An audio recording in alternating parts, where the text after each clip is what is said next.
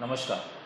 देखिए, आज screen recorder से हम पढ़ा रहे हैं आप सबको, और आज की क्लास बहुत इंटरेस्टिंग है, बहुत महत्वपूर्ण है। हमें सबसे पहले देखना है कि पाश्चात्य काव्यशास्त्र में वो कौन कौन से प्रश्न हैं जो आपके लिए ज़्यादा महत्वपूर्ण है, या कौन कौन से ऐसे पक्ष हैं जहाँ से अधिक प्रश्न आपके यहाँ पूछे जा सकते हैं। तो उन्हीं पक्षों पे चर्चा करेंगे। जो सबसे पहले स्क्रीन पे आपको दिखाई दे रहा है, हम लोग इसकी चर्चा पहले भी कर चुके हैं कि जो प्रमुख पाश्चात्य काव्यशास्त्री हैं उनकी जन्मतिथि क्या है और उनका समय क्या रहा है। तो प्लेटो, अरस्तु, Horace, Longinus, John Dryden, Croce, William Wordsworth, Coleridge, Arnold, Eliot, Armstrong Richards, Jean Paul Sartre. अब इसके बाद यहाँ तक हमने देख लिया था। अब यहाँ पर ये देखना है काल विभाजन। काल विभाजन वैसे महत्वपूर्ण नहीं है, फिर भी आप देख लीजिए कि काल विभाजन में क्या चीज़ें हमको ध्यान में रखनी है। काल विभाजन में सबसे पहले आपका आता है अभिजात्य युग। अभिजात्य युग का समय जो है वो ईसा पूर्व से 850 से 350 ईस्वी तक का है। अंधकार युग 350 से 1350 तक है। पुनर्जागरण युग 1350 से 1650 ईस्वी तक है। नव अभिजात्यवाद 1650 से 1800 तक है। स्वच्छंतावाद 1798 से 1832 तक है। वर्ड्सवर्थ और कॉलरिज की बात किया जाए तो यही स्वच्छतावाद की शुरुआत करते हैं। स्वच्छंतावाद का घोषणा पत्र किसको कहा जाता है, कल की क्लास में मैंने आपको बताया था।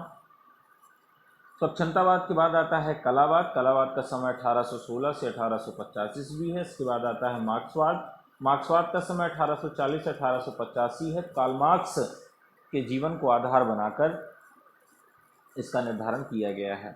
फिर आता है प्रतीकवाद। इसका समय 1880 से 1910 है। बिंबवाद 1908 से 1917। अतियथार्थवाद 1918 से 1935। अस्तित्ववाद 1935 से 1960।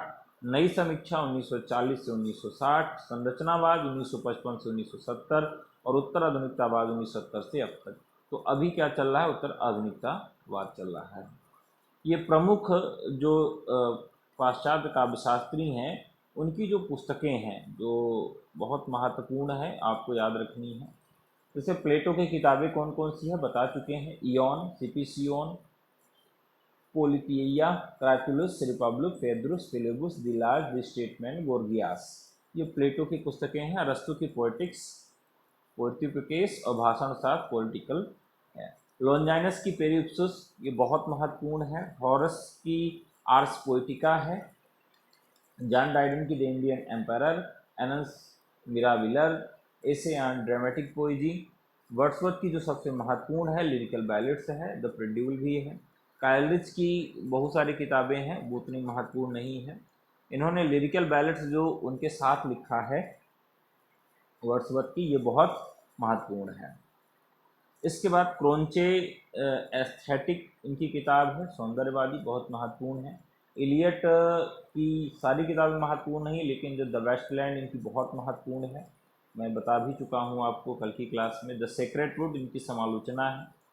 होमेज टू जॉन ड्राइडन, ये किताब बहुत महत्वपूर्ण है, जिसकी चर्चा मैंने कल भी आपसे किया था कि homage to John Dryden. Selected essays, essays and modern poetry and drama, selected prose on poetry and poets, knowledge and experience। तो नॉलेज एंड एक्सपीरियंस इनका शोध प्रबंध है। तो इसमें आपको क्या क्या याद कर लेना है। एक तो द सेक्रेट वुड याद रखना चाहिए, होमेज टू जॉन ड्राइडन याद रहना चाहिए। फिर इसके बाद सेलेक्टेड एसेज और बाकी इनकी जो किताब है द वेस्टलैंड, ये तो बहुत महत्वपूर्ण है। रिचर्ड्स हैं the foundation of aesthetics, meaning of meaning most important है। मीनिंग ऑफ मीनिंग जो है ये पूछी गई है, तो ये आप जरूर याद रखिएगा यहाँ से। मीनिंग ऑफ मीनिंग ये मुझे लगता है कि पूछी गई है DSSB में ही, मीनिंग ऑफ मीनिंग, ये रिचर्ड्स की है। देखिए मीनिंग ऑफ मीनिंग, यहाँ मीनिंग शब्द को 2 बार लिख दिया गया है, तो उसका क्या किया गया है, मीनिंग शब्द को रीयूज किया गया है। रीयूज मतलब रिचर्ड्स। तो रिचर्ड्स मीनिंग ऑफ मीनिंग, जब भी मीनिंग ऑफ मीनिंग आएगा तो रिचर्ड्स का नाम याद आएगा, क्योंकि यहाँ इनके नाम में भी री लगा हुआ है। मीनिंग ऑफ मीनिंग में मीनिंग शब्द को रीयूज किया गया है, इसे याद रख लेंगे। प्रैक्टिकली क्रिटिसिज्म, तो रिचर्ड्स क्या करते हैं, क्रिटिसिज्म कर रहे हैं। The principle of literary criticism, criticism वाले जो ज़्यादातर 2 ग्रंथ हैं, दोनों ग्रंथ बहुत ही महत्वपूर्ण हैं। अब इसी में आगे देखेंगे दांते डिवाइन कॉमेडी इनकी है इतालवी भाषा में। Matthew Arnold essays on criticism, Leavis ये इतने महत्वपूर्ण नहीं है। होमर इलियड और ओडिसी मोस्ट इम्पॉर्टेंट, ये दोनों रचनाएं होमर की, बहुत ही पुराने कवि हैं। तो होमर के इलियड और ओडिसी ये दो किताबें बहुत महत्वपूर्ण हैं। ठीक है, फिर इसके बाद फ्रायड है an outline of psychoanalysis, Adler हैं, महत्वपूर्ण नहीं है। जापाल साहित्य क्या, what is literature, most important है छात्र का। पोप का एशियान क्रिटिसिज्म। उसके बाद John Crowe Ransom the world's body the new criticism. तो जो नई समीक्षा नामक शब्द आता है, पूछा जाता है कि नई समीक्षा नामक शब्द के जन्मदाता कौन है, तो आपके यहाँ प्रश्न पूछा जा सकता है। तो नई समीक्षा जॉन क्रो रैंसम। अब मान लीजिए किसी के यहाँ शादी हो और उसका जो दूल्हा आए वो एकदम काला रहे, तो क्या करेंगे लोग, नई आलोचना करने लगे, नई समीक्षा करने लगेंगे। इसी आधार पे आप इसको याद रखेंगे, जॉन क्रो रैंसम, क्रो माने कौवा, काला, और new criticism. William Empson seven type of ambiguity, Allen Tate to forlorn demon on the limits of poetry, महत्वपूर्ण नहीं है। RP Blackmur, Kenneth Burke, Ransom, नई समीक्षा। तो ध्यान रखिएगा, जॉन को रैंसम की यहाँ 30 नंबर पे दिया गया है, नई समीक्षा के लिए ये पूछे जा सकते हैं, बहुत महत्वपूर्ण है। ठीक है, तो इनको आप जरूर याद रखिएगा, जॉन क्रो रैंसम को। आगे बढ़ते हैं, पाश्चात्य काव्यशास्त्र के प्रमुख जो निबंध गीत हैं, Longinus and the new criticism निबंध है एलन टेट का। इसके बाद आता है ट्रेडिशनल एंड इंडिविजुअल टैलेंट, कविता के 3 स्वर, the perfect, imperfect, Eliot critics. पाश्चात्य काव्यशास्त्र की महत्वपूर्ण तथ्य आप एक बार देख लीजिएगा, मैं आपको पीडीएफ भेज दूंगा। पाश्चात्य समीक्षा के प्रथम आचार्य प्लेटो हैं, आप सब जानते ही हैं। आधुनिक अंग्रेजी के जो आलोचना है उसके पितामह कौन माने जाते हैं, जॉन ड्राइडन माने जाते हैं। ये भी बहुत महत्वपूर्ण तथ्य है, आधुनिक अंग्रेजी आलोचना के जनक कौन माने जाते हैं, तो जॉन ड्राइडन है। प्रथम पाश्चात्य काव्यशास्त्री प्लेटो हैं, आप सब जानते ही हैं। और काव्यानंद तथा काव्य के व्यापक प्रभाव की ओर सर्वप्रथम संकेत करने वाले कौन हैं, प्लेटो हैं। कला की अनुकूलन मूलता की उद्भावना का श्रेय प्लेटो पर है। भाषा का औदात्य, आत्मीकरण, नवधारणा, ये किसकी है, लोंजाइनस की है। ये सब मैं आपको पढ़ा चुका हूँ, ये एक बार आप लोग देख लीजिएगा। और जो अब आपको याद रखना है, ये कुछ कथन है, कथन एक बार देख लीजिएगा। जैसे ईश्वर के सत्य के अमृत यह संसार है और संसार का अनुकरण ही काव्य है, कवि अनुकृति की अनुकृति करता है, प्लेटो का कथन, ये बता चुका हूँ। ईश्वर द्वारा रचित प्रत्येक जगत ही सत्य है, ईश्वर सृष्टा है, प्लेटो का कथन है। ये जो कथन है एक बार आप देख लीजिएगा। ठीक है, यहाँ पर मैथ्यू आर्नल्ड काव्य जीवन की आलोचना है, poetry bottom is criticism of life, ये पहले दिन ही मैं आपको लिखा चुका हूँ, ये बहुत महत्वपूर्ण है, इसको भी देख लीजिएगा। लोंजाइनस का उदात्त व्यंजना का अनिवार्चनीय प्रकर्ष और वैशिष्ट है, लोंजाइनस का व्यंजनावाद सिद्धांत है।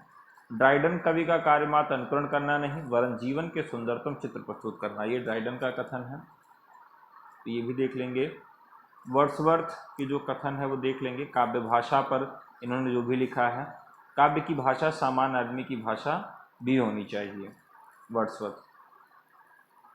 तो इलियट का जो है अभिव्यक्ति, कवि व्यक्तित्व के व्यक्ति नहीं करता, वह माध्यम मात्र है। रिचर्ड्स के जो कथन है, ये सबसे महत्वपूर्ण कथन कौन है, क्रोंचे का विवंजनावाद, भारतीय वक्रोक्ति का विलायती उत्थान है, ये मैं आपको बता चुका हूँ, रामचंद्र सूर्य का। ईश्वर की मृत्यु हो गई, गॉड इज डेड, ये नीत्शे का कथन है, ये बहुत महत्वपूर्ण है, ये देख लीजिएगा। काव्य लक्षण पर किसने क्या कहा, प्लेटो काव्य देवी प्रेरणा का फल मानते हैं, मैंने बता ही दिया था कि म्यूजेस को वो मानते हैं। और मैथ्यू आर्नल्ड कविता जीवन की आलोचना है, मोस्ट इंपॉर्टेंट कथन है ये मैथ्यू आर्नल्ड की। और वर्ड्सवर्थ ने लिखा है कि कविता प्रबल आवेगों का सहज उच्छलन है, पोइट्री इज, तो इसको ध्यान से रखिएगा। एडगर एडगर एलन पो सौंदर्य कलात्मक सृष्टि काव्य है। काव्य प्रयोजन के लिए किसने क्या लिखा है? सुकरात ने दैवी प्रेरणा का काव्य मूल प्रेरणा बताया। शिवम की स्थापना और आनंद का प्रसार प्लेटो ने बताया। शिक्षा में आनंद का सुख अरस्तु ने बताया। होरेस ने बताया कि आनंदपूर्ण शिक्षा के लिए हम काव्य लिखते हैं। ड्राइडन ने अपने युग को आह्लादित करने के लिए लिखा। रिचर्ड्स ने मनोभावों को सुव्यवस्थित करने के लिए लिखा। तो किसने किस कारण से काव्य लिखा, ये पाश्चात्य में है। जो सबसे ज़्यादा आपके लिए महत्वपूर्ण है, जो परीक्षा में सबसे ज़्यादा पूछा जाता है, वो ये वाला है। यहाँ तो आप इसको रट के ही जाइएगा क्योंकि ये बहुत महत्वपूर्ण है। जैसे यहाँ पर है कि अनुकरण सिद्धांत किसका है? प्लेटो का। दैवी ईश्वरी प्रेरणा का सिद्धांत किसका है? प्लेटो का है। फिर दूसरे स्थान पे आ जाते हैं अरस्तु भाई साहब। अरस्तु का अनुकरण सिद्धांत है, विरेचन सिद्धांत है, आप सब जानते ही हैं। त्रासदी सिद्धांत है। लॉन्जाइनस का उदात्त सिद्धांत है। रिचर्ड्स का मूल सिद्धांत, संप्रेषण सिद्धांत, काव्य भाषा सिद्धांत मोस्ट इंपॉर्टेंट है। इलियट का निर्वैयक्तिकता सिद्धांत, वस्तुनिष्ठ समीकरण का सिद्धांत, परंपरा की परिकल्पना का सिद्धांत, क्रोंचे का अभिव्यंजनावाद, वर्ड्सवर्थ का काव्य भाषा सिद्धांत, कॉलरिज का कल्पना फैंटेसी सिद्धांत, हीगल का द्वंद्ववाद, कार्ल मार्क्स का द्वंद्वात्मक भौतिकवाद, जॉर्ज लुकाज, देखो जो लुच्चे लोग होते हैं वो बहुत महान बनने का प्रयास करते हैं, तो जॉर्ज लुकाच महान यथार्थवाद, कुर्वेम फ्लावेयर यथार्थवाद, एमिली जोला प्रकृति रूपी यथार्थवाद। तो प्रकृतिवादी बताए थे मैंने आपको उपन्यास पढ़ाते समय जब हम पढ़ा रहे थे। तो जोला प्रकृतिवादी हैं, प्रकृति को बचाना, झोला लेके चलिए, पॉलीथीन को मना करिए। क्लिंथ बुक्स विडंबना और विसंगति और अंतर विरोध के लिए हैं। एलन टेट तनाव। जाग देरिदा मोस्ट इंपॉर्टेंट है, उत्तर संरचनावाद और विखंडनवाद। विखंडनवाद एक सिद्धांत है जो कहता है कि किसी भी शब्द कि हम कई तरीके से विभाजन कर सकते हैं और कोई अर्थ उसका आखिरी अर्थ नहीं होता। आप सोचें कि हम चेयर माने कुर्सी कह दें और उसका ये आखिरी अर्थ हो गया, तो इसका उसका आखिरी अर्थ नहीं, इसके अलावा भी उसके अर्थ निकल सकते हैं। इस प्रकार का इनका कथन है। कॉलरिज कल्पना का सिद्धांत, विलियम एम्पसन एम्बिगुइटी और अनेकार्थता का सिद्धांत, वीके बिमासाटा सार्वभौमिक मूर्ति विधान, नार्थप फ्राई मिथ की समीक्षा। तो नार्थप फ्राई मिथ की समीक्षा ये बहुत महत्वपूर्ण है। लोग कहते हैं कि फ्राई करके चीज़ें खाना चाहिए तो आप अच्छे रहेंगे, ये मिथक है। तो नार्थप फ्राई मिथ की समीक्षा। वर्ड्सवर्थ स्वच्छंदतावाद, लॉरेंस अंतश्चेतनावाद यथार्थवाद, कार्ल मार्क्स मार्क्सवादी यथार्थवाद, फ्रायड मनोवैज्ञानिक यथार्थवाद, फ्लावर्ट कुर्सित यथार्थवाद, डेकार्ट और लॉक दार्शनिक यथार्थवाद, रॉबर्ट पेन वॉरेन आयरीन, हॉरस औचित्य सिद्धांत। हॉरस का औचित्य सिद्धांत है पाश्चात्य में, याद रखिएगा, और वहाँ पर 6 मेंद्र का है। इस प्रकार से ये कुछ महत्वपूर्ण तथ्य थे जिनको हमने इसमें रखा है। अब कुछ और चीज़ें इसमें जोड़ते हैं जो आपको पाश्चात्य काव्यशास्त्र के अंतर्गत पढ़ लेनी चाहिए। ठीक है। कुछ शब्दों के प्रवर्तक होते हैं जिनसे अंतर विरोध है। तो क्लिंथ ब्रुक्स तनाव, एलन टेट अनेकार्थता, विलियम एम्पसन विरोधाभास, रॉबर्ट पेन वॉरेन और विडंबना और विसंगति क्लिंथ ब्रुक्स। पूछा जाएगा कि इन शब्दों के जन्मदाता कौन है या इन शब्दों के प्रवर्तक कौन है, इस तरह से पूछा जाएगा। फिर इसके बाद प्रमुख घोषणाएं किसने की हैं, मोस्ट इम्पॉर्टेंट है। जैसे डैनियल बेल ने विचारधारा का अंत कह दिया। देखिए अगर कोई बेल है तो उसकी विचारधारा का तो अंत होगा ही। तो डैनियल बेल विचारधारा का अंत। जैक देरिडा मनुष्य की मृत्यु। तो अगर दर्द होगा, जैक को दर्द होगा तो मनुष्य की क्या हो जाएगी, मृत्यु हो जाएगी, ऐसे याद करना है। रोला बार्थ लेखक की मृत्यु। तो ठीक है, अगर कोई रो कर क्या करेगा, बार्थ करेगा तो लेखक की मृत्यु हो जाएगी। लायन ट्रिलिंग लेखक का अंत। अगर कोई लायन आ जाएगा, शेर आ जाएगा, तब लेखक का क्या हो जाएगा, अंत हो जाएगा। तो बर्थ लेखक की मृत्यु, लायन लेखक का अंत। एडमंड विल्सन परंपरागत शैलियों की मरती हुई विधाएं। इलियट उपन्यास का अंत, मोस्ट इंपॉर्टेंट है। इल्लियाँ अगर उपन्यास में घुस जाएंगे क्या करेंगी, सबको खा डालेंगे। तो इलियट उपन्यास का अंत हो गया। जादुई यथार्थवाद का प्रतिष्ठापक बुआलो को माना जाता है, ये पूछा जा सकता है। अति यथार्थवाद का संबंध किससे है? दादावाद से है और इसकी शुरुआत 1916 में होती है। अस्तित्ववाद के प्रवर्तक डेनिस विद्वान सौरेन किरकेगार्ड हैं, ऐसे ही पूछ लिया जाएगा।